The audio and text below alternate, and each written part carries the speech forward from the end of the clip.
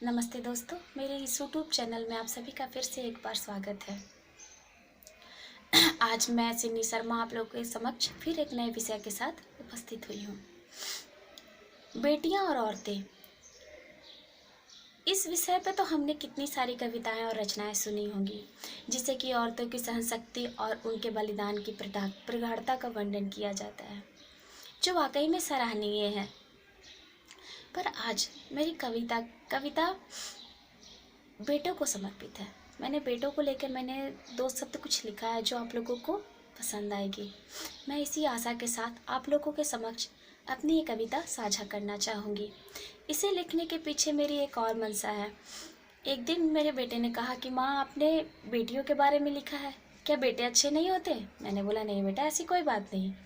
फिर मैंने महसूस किया उस चीज़ को। मुझे आशा है कि आप लोग ने भी इस चीज़ को महसूस किया होगा, जो मेरी कविता के माध्यम से आप लोगों के समक्ष नज़र आएगी। चलिए शुरू करती हूँ। बेटे, तुम्हें बड़ा होकर खुद कमाना है, परिवार का भार उठाना है, यही सुन सुन बड़े हो जाते हैं। फिर एक दिन परिवार के विश्वास पर खरा उतरने घर से दूर निकल जाते हैं।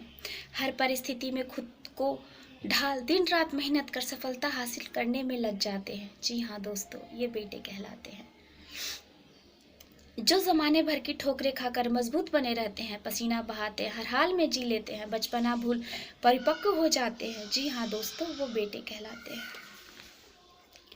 वो भी माँ के गोद में बड़े जतन से पाले जाते हैं। वो भी माँ की गोद में बड़े जतन से पाले जाते हैं।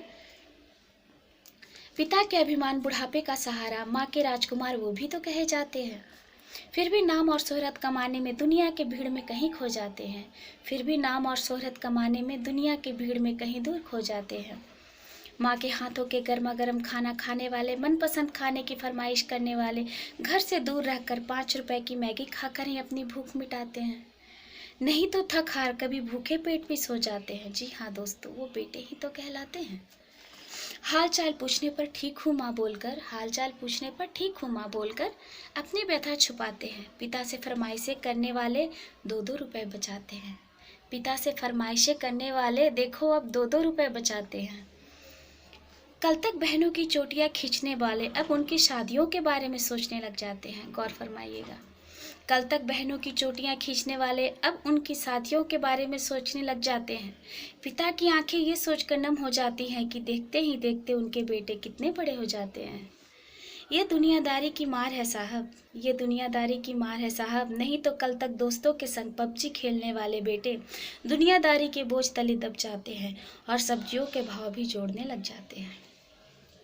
और हम ये कैसे भूल सकते हैं, सरहद पर मिटने वाले, अपनी गर्दन भारत माँ को समर्पित करने वाले और मुस्कुराते हुए परिवार और देश के प्रति अपना कर्तव्य निभाने वाले, और मुस्कुराते हुए परिवार और देश के प्रति अपना कर्तव्य निभाने वाले, चुपचाप अपनी शहादत देने वाले, ये बेटे ही तो कहलाते हैं। ये जल्दी कहाँ टूटते हैं, ये जल्दी कहाँ टूटते हैं, अपने आंसू अपने जख्म अपनों से ही छुपाते हैं। परिवार की कितनी परवाह है इनको, ये बिना बोले ही दर्शाते हैं। परिवार की कितनी परवाह है इनको, ये बिना बोले ही दर्शाते हैं। जिसे बड़े अधिकार से पिता, जिसे बड़े अधिकार से पिता नालायक कह के पुकारते हैं। जी हाँ दोस्तों, वो बेटे ही तो कहलाते हैं। धन्यवाद दोस्तों, ये मेरी कविता बेटों पे समर्पित थी। मुझे आशा है कि इसकी कुछ पंक्तियाँ तो आप लोगों को ज़रूर महसूस हुई होगी कि ये सच है। इसी के साथ मैं अपनी कविता को यहीं पे विराम देना चाहूँगी। धन्यवाद। अगर मेरी ये कविता आप लोगों को पसंद आए तो मेरे चैनल को लाइक, सब्सक्राइब और शेयर करना ना भूलें। नमस्ते।